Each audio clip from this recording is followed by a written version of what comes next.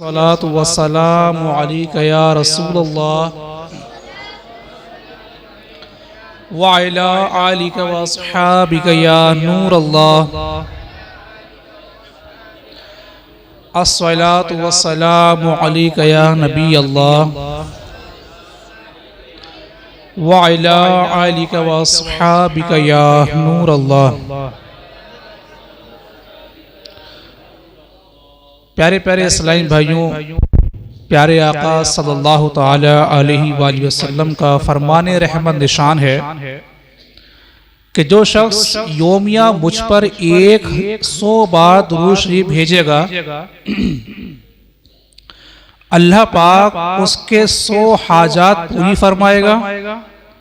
उनमें से 70 आखिरत की और 30 दुनिया की होंगी। आइए हम भी पढ़ लेते हैं। सल्लु अलल हबीब सल्लल्लाहु ताला अला मुहम्मद सल्लल्लाहु ताला अलैहि वसल्लम। प्यारे और मोहतरम इस्लामी भाइयों, आज माशाअल्लाह ये महफिल सजी है और हो सकता है कि हमारे मन में ये आ रहा हो कि इस महफिल में बैठने से बेहतर है कि यार हम नफल नमाज पढ़ते। तो मेरे मीठे इस्लामी भाइयों, एक बात ज़हन नशीन ये कर लें। एक वाक़या है कि एक सहाबी रदी अल्लाह ताला अन्हु ये काफ़ी बीमार हो गए और मौत का वक्त करीब आ गया। तो नबी पाक सल्लल्लाहु अलैहि वसल्लम के पास पैगाम भेजा गया कि फ़लाँ सहाबी बीमार हैं। नबी पाक सल्लल्लाहु ताला अलैहि वसल्लम तशरीफ़ लाए तो जो सहाबी बीमार थे उन्होंने अर्ज़ की, या रसूलल्लाह सल्लल्लाहु अलैहि वसल्लम, मेरे पास वक्त बहुत कम है, लिहाजा मुझे ऐसा अमल बताइए कि जो सबसे बेहतर हो। नबी पाक सल्लल्लाहु अलैहि वसल्लम ने इरशाद फरमाया कि इल्म दीन सीखने में लग जाओ। यानी टाइम बहुत कम है, कुछ मिनट के मेहमान हैं। नबी पाक सल्लल्लाहु अलैहि वसल्लम क्या तरकीब दिला रहे हैं कि इल्म दीन सीखने में लग जाओ। कहा, या रसूलल्लाह, मैं इल्म दीन सीखने में लग जाता हूं और चंद मिनट बाद उनका इंतकाल हो जाता। तो सवाल ये है कि आखिरी वक्त है, अगर इल्म दीन सीखने से चीज कोई बेहतर होती तो नबी पाक सल्लल्लाहु अलैहि वसल्लम उसका हुक्म इरशाद फरमाते। लेकिन सबसे अफजल क्या है? इल्म दीन सीखना। रिवायतों में आता है कि एक मसले पर गौर फिक्र करके सो जाना ये पूरी रात नफली इबादत करने से बेहतर है। तो अगर ये आ रहा है माइंड में कि मैं नफल नमाज पढ़ता, पढ़ लीजिए, वक्त भी मिलेगा इंशाअल्लाह। सलात व तस्बीह की नमाज भी अदा की जाएगी। लेकिन ये इल्म दीन की महफिल है, इंशाअल्लाह इसकी बरकत भी लीजिए। मेरे मीठे इस्लामी भाइयों, हर मजहब का मानने वाला, चाहे वो किसी भी मजहब का मानने वाला हो या ना मानने वाला हो, एक सच ऐसा है कि जिसका इनकार कोई नहीं कर सकता, और वो है मौत। मौत ये एक ऐसा सच है कि जिसका इनकार नास्तिक भी नहीं कर सकता। यानी ये हर हाल में आनी है, हर जानदार को आनी है। लेकिन अब हम ये गौर फिक्र करें कि आज ये शबे बराअत की रात है, नजात पाने की रात है, भलाइयों वाली रात है, रहमतों वाली रात है, दुआओं की कबूलियत की रात है, बख्शिश की रात है, तक़सीम रिज़्क़ की रात है, हाजियों के नाम लिखे जाने की रात है, जहन्नम से छुटकारा पाने की रात है, सआदत मंदी या बदबख्ती लिखे जाने की रात है। ये वो रात है कि आइंदा शबे बराअत तक मरने वालों के नाम मलकुल मौत हजरत इज़राइल अलैहिस्सलातु वस्सलाम के सुपुर्द किए जाते हैं। यानी जो इस साल मरने वाले हैं उनका नाम मलकुल मौत को पेश कर दिया जाता है। ऐ मेरे मीठे इस्लामी भाइयों, क्या हमने सोचा है कि हो सकता है कि इस साल मेरा नाम हो? अगर मेरा नाम है तो मैंने तैयारी क्या की है? अक्लमंद वही है जो मरने से पहले मौत की तैयारी कर ले। लेकिन आज जो हमारा रवैया है, जिस अंदाज पे हम अपनी जिंदगी को गुजार रहे हैं, गोया कि वो अक्लमंद लोगों का समझ में नहीं आता। अक्लमंद वाले काम जो होने चाहिए हम उससे बहुत दूर हैं। एक बादशाह था, उसने अपनी सारी जिंदगी आशाइशों में ऐशो इशरत में गुजार दी और एक दिन उसने अपने बेटे को बुलाया और कहा कि मेरे बेटे, जब मैं मर जाऊं, यानी जो जैसा दिखता है उसकी सोच वैसी हो, ऐसा हो नहीं सकता, जरूरी नहीं है। एक बादशाह था लेकिन उसकी सोच देखें कैसी सोच थी कि मैं मर जाऊंगा, मुझे कब्र में दफनाया जाएगा तो मुझ पे आज़ाब कब्र होगा। लिहाजा एक टेक्निक निकाल ली उसने अपने बेटे को बुलाया और कहा, ऐ मेरे बेटे, जब मेरा इंतकाल हो जाए तो मेरे जनाजे को एक ताबूत में रखना और उसे अच्छी तरीके से बंद कर देना और उस ताबूत को फिर एक संदूक में रख देना और उस संदूक को अपने महल में एक कमरे में लटका देना। लिहाजा ऐसा ही हुआ। जब उसका इंतकाल हुआ, बेटे ने वसीयत पर अमल किया और अमल करने के बाद ताबूत में उसके जनाजे को फिक्स किया और उस ताबूत को एक मजबूत सा संदूक बनवाकर उसमें रखा। रखने के बाद उसने कमरे में टांग दिया। जब रात हुई तो बेटे को कुछ हिलने की आवाज सुनाई दी। बेटा अपने कमरे से जिस कमरे में ताबूत रखा गया था उस कमरे में जाता है, देखता है वो संदूक हिल रहा। डर गया, घबरा गया कि यहां पर तो कोई है ही नहीं, आखिर माजरा क्या है। उसने संदूक उतारा और खोला और फिर ताबूत खोला तो क्या देखता है, एक मोटा सांप उसके चेहरे पर काट रहा होता है। उसने हथियार लिया और सांप को मार दिया और फिर संदूक को बंद करा, ताबूत को बंद करा, फिर दोबारा से वहां टांग दिया। नेक्स्ट नाइट, अगली रात फिर ऐसा हुआ। फिर उसको आवाज आई कि कुछ हिल रही है। वो दोबारा जाता है, फिर देखता है कि संदूक हिल रहा है। उसने फिर संदूक उतारा, फिर देखता है कि उसमें एक सांप उसके बाप की लाश पर लिपटा हुआ होता है। उसने हथियार उठाया और फिर सांप को मार दिया। तीसरी रात जब आती है, तीसरे दिन भी यही, तीसरी रात भी यही कहानी रहती है। संदूक हिल रहा होता है, वो आता है। उसने फिर संदूक जब तीसरी बार खोला तो अब कहते सांप नहीं था उसके अंदर। इस बार दहकती हुई आग थी। घबरा गया वो, बोले अगर ये संदूक इस कमरे में रहेगा तो ना ही तो मैं चैन से रह पाऊंगा। लिहाजा उसने कब्र खुदबाई, कब्रिस्तान में उस संदूक को वहीं दफना दिया। तो मेरे मीठे इस्लामी भाइयों, कहने का मामला यह है कि हम कहीं भी मरें,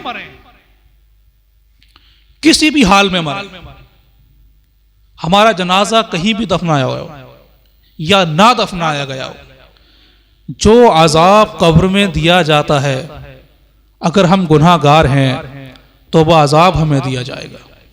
जो मामलात कब्र में होते हैं वो मामलात हमारे साथ किए जाएंगे। मेरे मीठे इस्लाम भाइयों, अक्लमंद वही है कि जो मौत से पहले मौत की तैयारी कर ले। आज हमारे मामलात क्या हैं? हम सुबह उठ रहे हैं तो नमाजों की हमें फिक्र नहीं है, काम में इतने मशगूल हैं कि जोहर चली गई, असर चली गई, मगरिब चली गई, घर आए खाना खाया, थक गए, ईशा भी चली गई है। अरे जो कौम मोबाइल को 2 घंटे से ज्यादा दे रही है, 24 घंटे बाद लोग मोबाइल में लगे रहते हैं, खाना पीना सब छोड़कर मोबाइल में लगे रहते हैं, तो क्या उनके पास 5 वक्त नमाज पढ़ने का टाइम नहीं है? ऐ मेरे मीठे इस्लामी भाइयों, किस इंतजार में हो आप? क्या किस ये कि मौत हमसे कहकर आएगी? नहीं, मौत का वक्त यकीनन हमारे लिए मुकर्रर है, लेकिन हमें नहीं पता कब आएगी। हज़रत याकूब अलैहिस्सलातु वस्सलाम मलकुल मौत जो ये फरिश्ते हैं, इनकी दोस्ती थी। एक बार जब मलकुल मौत अलैहिस्सलाम आए तो हज़रत याकूब अलैहिस्सलाम ने इस्तिफ़सार फरमाया कि आप मुलाकात के लिए तशरीफ लाए हैं या मेरी रूह कब्ज़ करने के लिए? कहा मुलाकात के लिए आया हूं। फरमाया कि मुझे वफात देने से पहले मेरे पास अपने कासिद यानी पैगाम भेज देना। मलकुल मौत ने कहा मैं आपकी तरफ 2 या 3 कासिद भेज दूंगा। चुनाचे जब रूह कब्ज करने के लिए मलकुल मौत आए तो आप अलैहिस्सलातु वस्सलाम ने इरशाद फरमाया, आपने मेरी वफात से कब्ल कासिद भेजने थे, वो क्या हुए? हजरत मलकुल मौत अलैहिस्सलाम ने कहा, सियाह यानी काले बालों के बाद सफ़ेद बाल, जिस्मानी ताकत के बाद कमजोरी और सीधी कमर के बाद कमर का झुकाव। ए याकूब, मौत से पहले इंसान की तरफ मेरे कासिद यही तो हैं।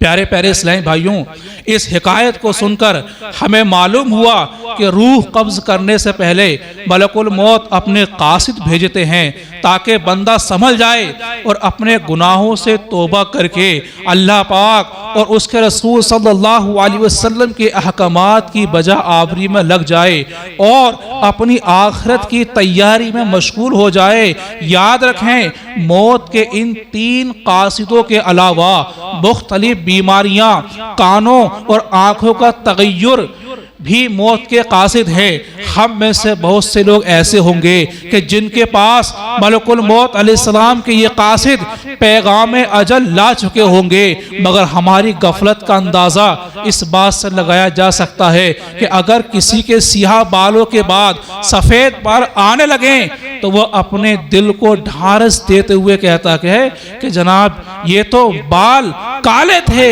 ये बीमारी के सबब, टेंशन के सबब ये सफ़ेद हो गए। और कोई अगर इंसान ऐसा होता है कि जिसकी उम्र ज़्यादा लगती है तो कहता है अरे यार बीमारी की वजह से मेरी कमर झुक गई, बीमार इतना रहता हूँ कि जवानी में भी बुढ़ापे जैसा लगने लगा हूँ। मेरे मीठे इस्लामी भाइयों, ये सारी चीज़ें इस बात का मैसेज देती हैं कि प्यारे इस्लामी भाइयों संभल जाओ, हो सकता है कि तुम्हारी मौत का वक्त करीब हो। हम गौर करें अपने ऊपर कि आज की रात अगर हमारा नाम इस लिस्ट में आ गया तो अब हमें क्या करना चाहिए? कि आज भी हम यही प्लानिंग करेंगे कि हमारा 1 मकान है 2 मंजिला मकान बन जाए, 1 दुकान है 2 दुकानें बन जाएं, आज मैं 1000 रुपए कमा रहा हूं, महीने के लाखों रुपए कमाने शुरू कर दूं, मेरे औलाद में ही सेटल हो जाए। याद रखें, ये औलाद, ये चीज़ें काम में देने वाली नहीं है। अगर तुम्हारे काम में आने वाले हैं तो सिर्फ तुम्हारे अमाल काम में आने वाले हैं। आप गैस करें, आज यहां जितने लोग बैठे हैं 2025 चल रहा, अगर 2125 का एवरेज लें यानी 100 साल बाद हम में से कोई जिंदा रहेगा? शायद नहीं। लेकिन हम ये सोचे कि हम जो हमारे पहले वो गुजर गए, हमारे घर के बड़े बूढ़े, किसी के वालिद साहब चले गए, किसी के दादा चले गए, तो आज हमने अपने दादा के लिए, अपने वालिद साहब के लिए कितना ही सारे सवाब पढ़ दिया। उनके लिए कितनी हमने इल्म की महफिलें सजा ली, कितनी उनके लिए कुरान खानी करवा दी, या हमने खुद से उनके लिए कितने सारे सवाब कर लिया। शायद जवाब यह आएगा कि बहुत कम या ना के बराबर। अब अपने बारे में गौर फिक्र करें कि 2025 चल रही है और 2125 की अगर हम बात करें, दुनिया में कोई रहेगा नहीं, जो हम यहां बैठे हैं ज्यादातर, तो हम किससे उम्मीद लगाएं कि वो इसाले सवाब पढ़ देंगे हमारे लिए। आने वाली जनरेशन का हाल आप देख रहे हैं, जो जीते जी मां बाप की नाफरमानी पर उतारू हैं, मां बाप का कहना नहीं मान रहे, वो मरने के बाद इसाले सवाब पढ़ देंगे। मेरे इस्लामी भाइयों, दिखावटी तौर पर तो कर सकते हैं, असल मोहब्बत वही होती है कि अकेले में बैठकर 2 रकात नमाज नफल पढ़ करके अपने वालिद साहब को, अपने दादा साहब को, या खानदान में जो गुजर गया उसके लिए इसाले सवाब पढ़ दिया। यूं तो 40 में और ये बड़े बड़े भारी होने लगे हैं आजकल, गोया के मंगनी वलीमे भी फेल हो गए, हालात ये हो गए। लेकिन सच बताएं अपने दिल पे हाथ रख करके कि मैंने अपने घर से गुजरे हैं उनके लिए पर्सनली कितने साले सवाब पढ़ दिया।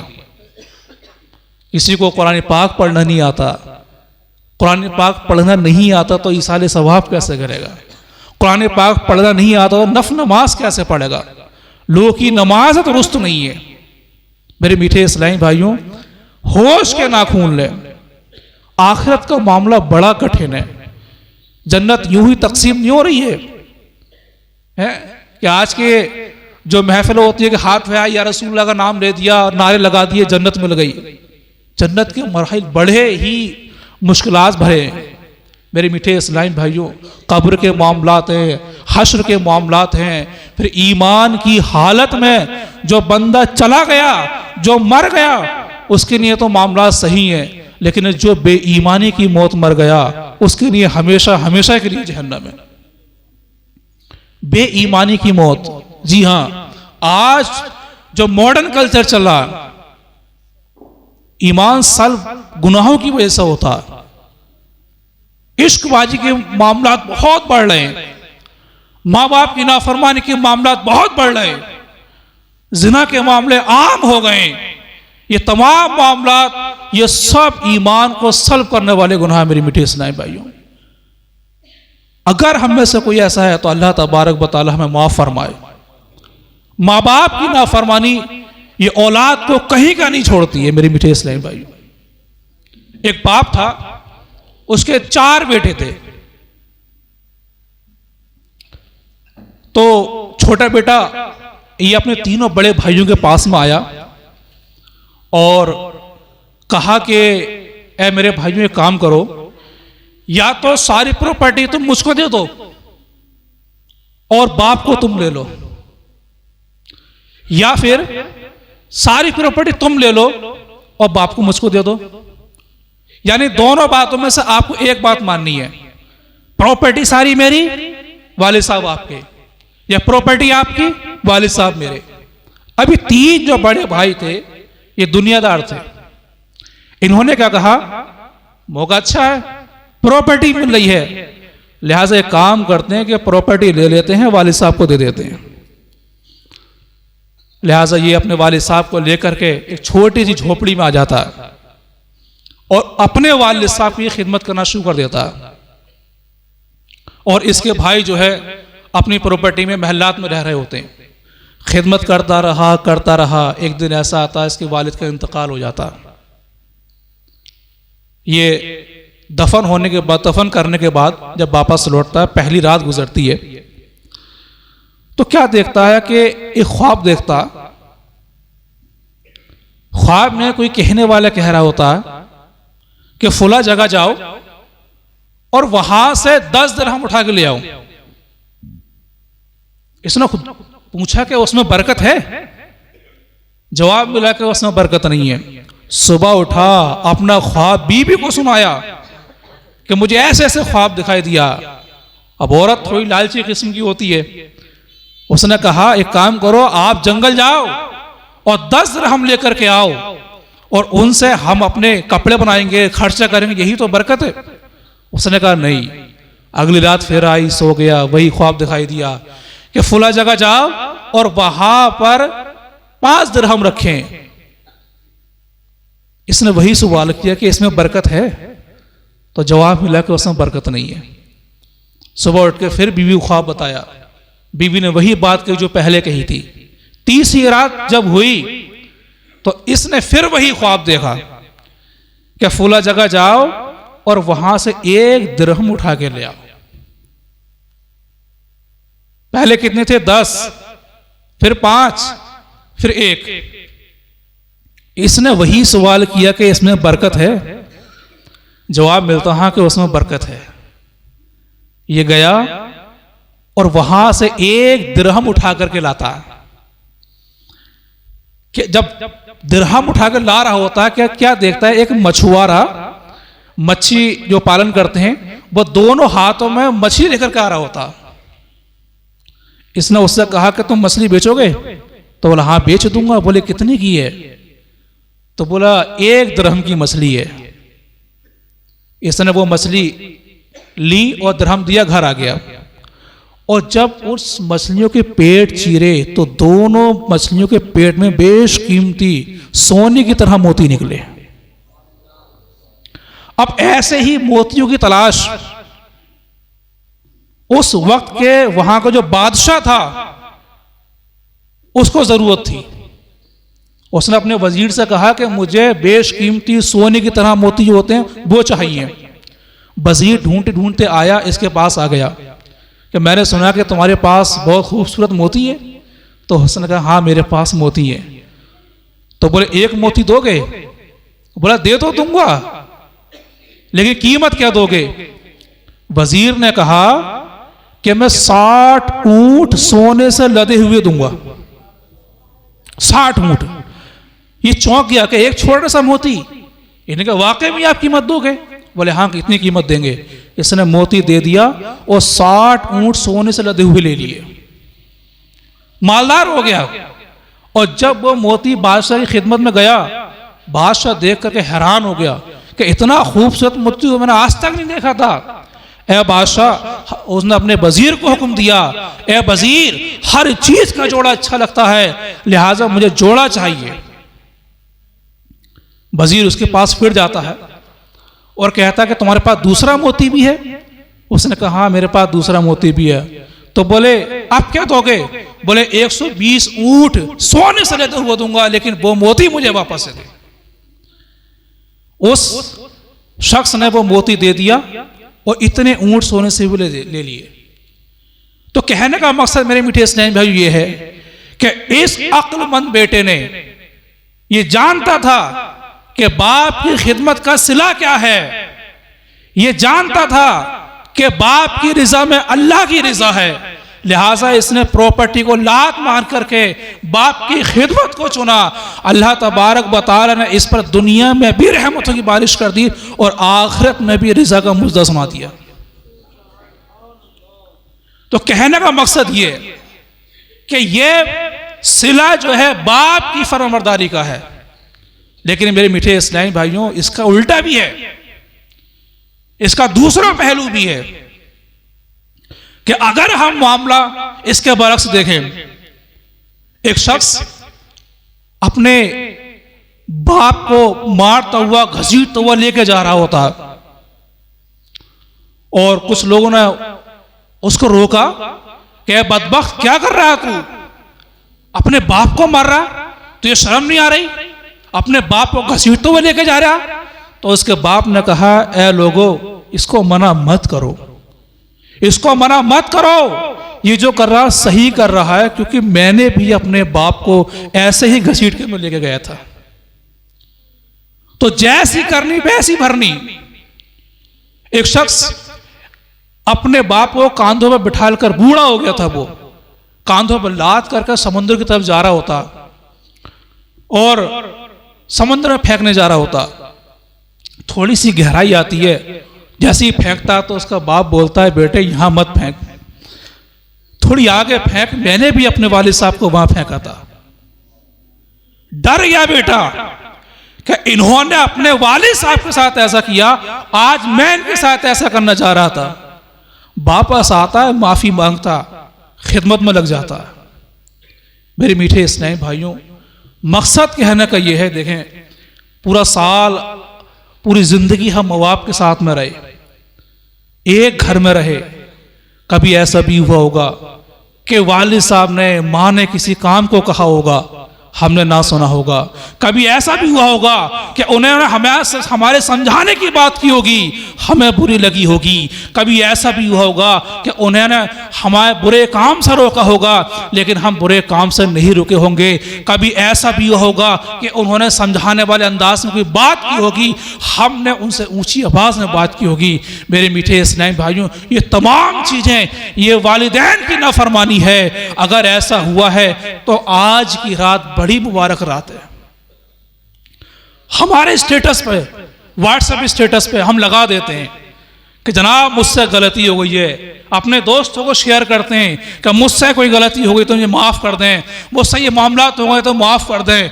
लेकिन एक बात बताएं मेरे मीठे इस्लामी भाइयों, जो घर में बैठे हुए हैं, भाई हैं, बहन हैं, माँ बाप हैं, कि हमने इनसे कहा कि हमें माफ़ कर दो? सोशल मीडिया पे बहुत माफियां मांगी जाती हैं, लेकिन जो घर में जन्नत बैठी होती है, जो वालिदैन बैठे हुए थे, उनसे हमारी ये कहने तक जरूरत नहीं होती कि अम्मी अब्बू हमें माफ कर दो।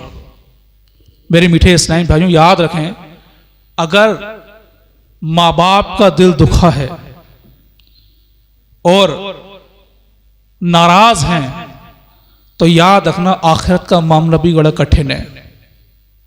हजरत एक सहाबी है, अकरमा नाम है या अलकमा नाम है, दो नाम रिवायतों में आते हैं। तो जब उनका नज़ा का वक्त आया तो उनकी जबान से कलमा अदा नहीं हो रहा था। सहाबी रसूल है, हजरत बिलाल रज़ी अल्लाह ताला उन्होंने मामला देखा कि कलमा अदा नहीं हो पा रहा। आप प्यारे आका सल्लल्लाहु अलैहि वसल्लम की बारगाह में हाजिर होते हैं कि या रसूलुल्लाह सल्लल्लाहु अलैहि वसल्लम, उन सहाबी से कलमा अदा नहीं हो पा रहा। प्यारे आका सल्लल्लाहु अलैहि वसल्लम ने इरशाद फरमाया, क्या उसकी कोई माँ है? अर्ज की हाँ उसकी माँ है, उसको बुलाओ। वो बेचारी बूढ़ी माँ आती है और अर्ज करती है कि या रसूलुल्लाह सल्लल्लाहु अलैहि वसल्लम, आपने मुझे बुलाया? हुजूर सल्लल्लाहु अलैहि वसल्लम ने फरमाया कि तेरे बेटे से कलमा अदा नहीं हो रहा है, क्या तू अपने बेटे से नाराज है? अर्ज की या रसूलल्लाह, मैं अपने बेटे से नाराज हूं। पूछा क्यों? अर्ज की या रसूलल्लाह सल्लल्लाहु अलैहि वसल्लम, जब कोई मामला आता तो वो मेरी बात से ज्यादा बीबी की बात को फोकियत देता, मेरी बात नहीं मानता, लिहाजा ये बात मुझे बुरी लगी और मैं उससे नाराज हूं। प्यारे आका सल्लल्लाहु अलैहि वसल्लम ने इरशाद फरमाया, उसको माफ कर दे। अर्ज की मैं माफ नहीं करूंगी। प्यारे आका सल्लल्लाहु अलैहि वसल्लम ने हजरत बिलाल को हुक्म दिया, बिलाल लकड़ी इकट्ठी करो, उसमें आग लगाओ और उसमें अलकमा को डाल दो। माँ होती है, औलाद कितनी भी नाफरमान हो, लेकिन जब औलाद परेशानी में मुब्तला हो तो इनके दिल पसीज जाते हैं, ये मदद को आगे आ जाते हैं। उस माँ ने जब सुना कि मेरे बेटे को आग में जलाया जाएगा, अर्ज की या रसूलुल्लाह सल्लल्लाहु अलैहि वसल्लम, मेरे सामने मेरी औलाद को कैसे जला सकते हैं, कैसे आग में डाल सकते हैं? हुजूर ने फरमाया, अगर आज तूने माफ नहीं किया ना तो अल्लाह तबारक बताला उसको आग में डाल देगा। तो उसने, बुढ़िया ने, उस माँ ने अर्ज की या रसूलल्लाह, आप गवाह हो जाओ, मैंने उसको माफ कर दिया। प्यारे मीठे इस्लामी भाइयों, हजरत बिलाल रज़ी अल्लाह ताला अन्हु भाग करके गए उन सहाबी के पास में, देखा तो वो कलमा पढ़ते पढ़ते दुनिया से रुखसत हो गए। मेरे मीठे इस्लामी भाइयों, आज बड़ी मुबारक रात है।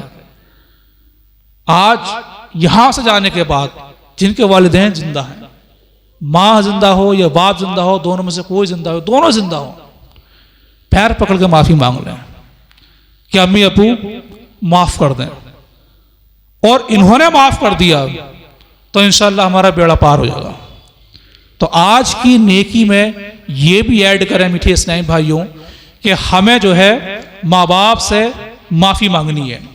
तो बात चली थी मेरे मीठे इस्लामी भाइयों मौत की।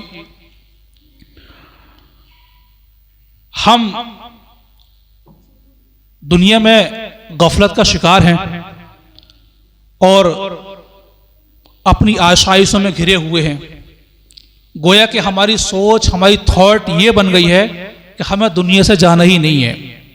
मेरे मीठे इस्लाम भाइयों, हज़रत अब्दुल्ला बिन मोहम्मद करशी रहमतुल्लाह ताला अलैह फरमाते हैं कि किसी शहर में एक बहुत दौलतमंद नौजवान रहता था। उसे हर तरह की दुनियावी नेमतें मयस्सर थीं। इसके पास एक इंतहाई हसीन व जमील लोंडी थी जिससे वो बहुत ज़्यादा मोहब्बत करता था। खूब ऐशो इशरत में इसके दिन गुजर रहे थे। इसे हर तरह की दुनियावी नेमतें मयस्सर थीं, लेकिन वो औलाद की नेमत से महरूम था। उसकी बड़ी ख्वाहिश थी कि इसकी औलाद हो। काफ़ी अरसे तक उसे ये खुशी नसीब ना हो सकी। फिर अल्लाह तबारक व तआला की फजल करम से वो लोंडी उम्मीद से हो गई। अब तो उस मालदार नौजवान की खुशी की इंतहा ना रही। वो खुशी से फूले ना समाता था। इंतज़ार की घड़ियाँ उसके लिए बहुत सब्र आजमा थी। बिल आखिर वो वक्त आ गया जिसका उसे शिद्दत से इंतज़ार था, लेकिन होता वही है जो अल्लाह पाक चाहता है। अचानक वो मालदार नौजवान बीमार हो गया और कुछ ही दिनों बाद औलाद के दीदार की हसरत दिल में ही लिए इस बेवफा दुनिया से कूच कर गया। जिस रात उस नौजवान का इंतकाल हुआ, उसी रात उसका खूबसूरत सा बच्चा पैदा हुआ, लेकिन बाप अपने बच्चे को ना देख सका। प्यारे प्यारे इस्लामी भाइयों, यूं तो हम में से हर एक मौत से गाफिल नहीं रहना चाहिए और हर वक्त मौत की तैयारी करनी चाहिए, लेकिन बिलखुसूस मरीज़ का मौत से गाफिल रहना हैरत अंगेज़ है। जैसा कि बयान करदा वाक़े में हमने सुना कि वो शख्स बिस्तर अलालत पर होने के बावजूद दुनियावी मामलात में उलझा रहा और मौत ने उसे आ दबोचा और उसकी सारी ख्वाहिश और आरज़ुएं धरी की धरी रह गई। हुज्जतुल इस्लाम इमाम मोहम्मद गज़ाली रहमतुल्लाह ताला अलैह फरमाते हैं कि मरीज़ को चाहिए कि मौत को कसरत से याद करे, तौबा करते हुए मौत की तैयारी करे, हमेशा अल्लाह पाक की हम्दो सना करे, खूब गिड़गिड़ा कर दुआएं करे, आजिज़ी का इजहार करे, खालिक व मालिक से मदद मांगने के साथ साथ इलाज भी करवाए। कुव्वत व ताकत मिलने पर अल्लाह का शुक्र अदा करे, शिकवा शिकायत ना करे, तीमारदारी करने वालों की इज्जत व एहतराम करे। प्यारे प्यारे इस्लामी भाइयों, मालूम हुआ कि हमें बीमारी में भी अपनी मौत को फरामोश नहीं करना चाहिए और शिकवा शिकायत करने की बजाय बीमारी को बाइस रहमत और गुनाहों के कफ़ारे का सबब समझना चाहिए, क्योंकि बास मामूली बीमारियां मूजी अमराज से तहफ़्फ़ुज़ का ज़रिया होती हैं। हकीमुल उम्मत मुफ्ती अहमद यार खान नईमी फरमाते हैं, ज़ुकाम बीमारी नहीं है बल्कि दिमागी बीमारियों का इलाज इससे बहुत मर्ज दिफा हो जाते हैं। ज़ुकाम वाले को दीवानगी व जुनून नहीं होता, जैसे कभी खारिश हो उसे जुज़ाम कोड़ नहीं होता। ज़ुकाम व खारिश में रब की बहुत हिकमतें हैं। फ़क़ीह मिल्लत मुफ्ती जलालुद्दीन अमजदी रहमतुल्लाह ताला फरमाते हैं कि बीमारी से बज़ाहिर तकलीफ पहुँचती है, लेकिन हकीकत में वो बहुत बड़ी नेमत है जिससे मोमिन को अबदी राहत व आराम का बहुत बड़ा ज़ख़ीरा हाथ आता है।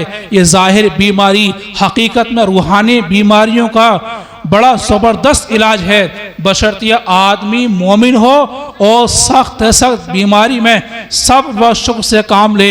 अगर सब्र ना करे बल्कि जज़ा व फ़ज़ा करे तो बीमारी से कोई मान भी फ़ायदा ना पहुँचेगा, यानी सवाब से महरूम रहेगा।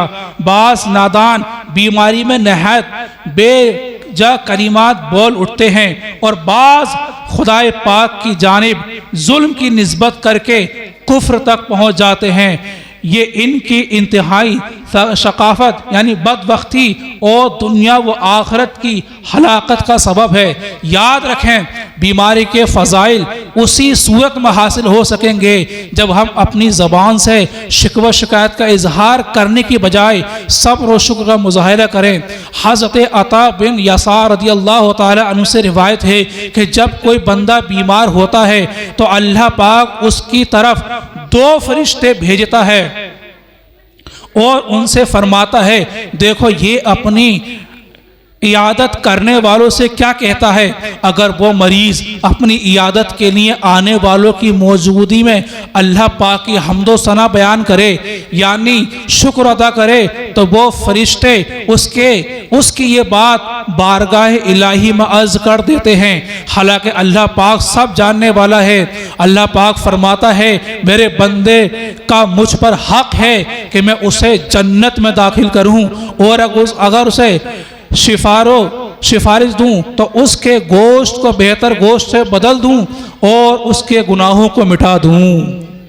अल्लाह पाक हमें हर बीमारी परेशानी में सब्र करने और अपनी मौत को याद रखते हुए इसकी ज़्यादा से ज़्यादा तैयारी करने की तौफीक अता फरमाए। सल्लु अलल हबीब सल्लल्लाहु तआला अला मुहम्मद सल्लल्लाहु तआला अलैहि वसल्लम। प्यारे और मीठे इस्लामी भाइयों, अभी मजीद इस्लामी भाई मौजूद हैं, इनके भी बयानात होने हैं, लिहाजा हर एक इस्लामी भाई इस रात में कब्रिस्तान जाता ही जाता है और कब्रिस्तान में हाजिरी के क्या मामलात होने चाहिए ये भी हमें सीखना ज़रूरी है। और बाज़ दफ़ा क्या होता है कि कब्रिस्तान में मिट्टी डाल दी जाती है और कब्रों पर जो है कब्रें ढक दी जाती हैं और रास्ते बना दिए जाते हैं जिससे ये पता नहीं चलता है कि ये कब्र है या रास्ते हैं। तो उलमा कराम फरमाते हैं कि ऐसे रास्ते पर चलना जायज़ नहीं है। अगर आपको शक व शुबा है कि यहाँ पर कब्र हो थी और अब रास्ता बना दिया गया है तो बेहतर ये है कि आप कब्रिस्तान के बाहर से ही फातिहा वगैरह पढ़ के चले जाएं। प्यारे प्यारे इस्लामी भाइयों,